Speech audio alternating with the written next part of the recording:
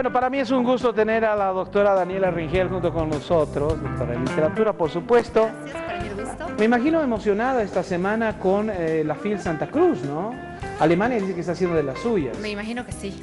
Y bueno, es un gusto, ¿no? Que aunque esté en Santa Cruz, la feria haya crecido, convoque a más personas, lleguen más personalidades, más escritores. Eso es beneficioso para todo el país. Ahora, una de las cosas que me llama la atención, y leía El Deber, por ejemplo, es que la poesía en este último tiempo está tomando otra vez fuerza. Y qué interesante, porque en algún momento la novela, la crónica policial le habían tomado cierto protagonismo, ¿no?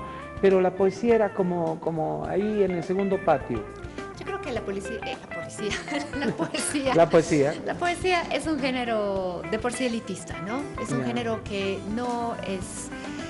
Es decir, es como que difícil que las grandes masas disfruten de la poesía porque estamos hablando de un metalenguaje, estamos hablando de otras características del lenguaje, de otras temáticas, y creo que siempre va a ser un género reservado para unos pocos. Si estos pocos pueden hacerse más cada vez, lo celebramos todos, pero difícilmente la poesía se va a democratizar así, porque si no tendríamos que empezar a escribir reggaetón, pues, ¿no? Para que todos podamos entender, disfrutar.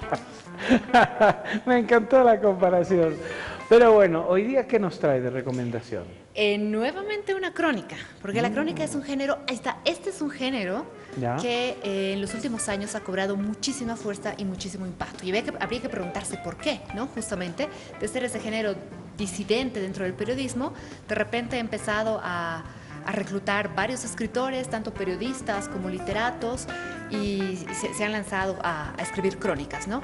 Pero siempre tenemos a un padre dentro de todo esto. Entonces hoy voy a hablar de una crónica de una muerte anunciada de nuestro querido Gabo García Márquez. Santiago Nazar y todos estos compañeros extraños, ¿no?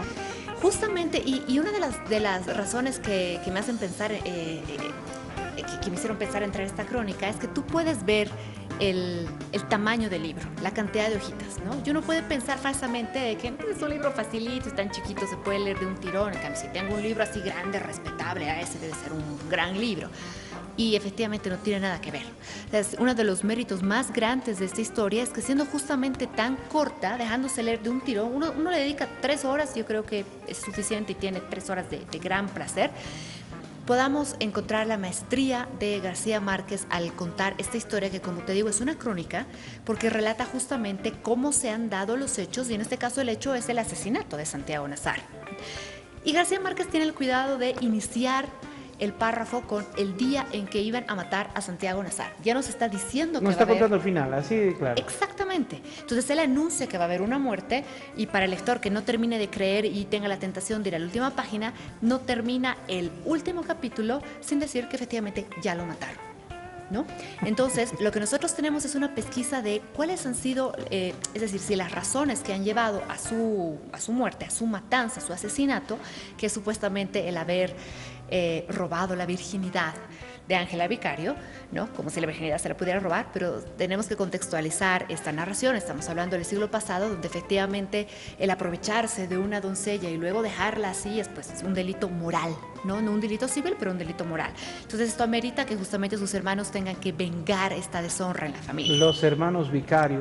Oye, pero además Raya, me acuerdo un poquito cuando leía El Teatro de lo Absurdo, Eugenio Ionesco y demás, raya en alguna crónica de lo absurdo, porque hasta su madre le cierra la puerta, ¿no? O sea, tú dices, por Dios, su mamá podía salvarlo. No, todo se había alineado y tú sabías y te metes a la historia y quieres gritarle a Santiago, te van a matar, no salgas, ¿no?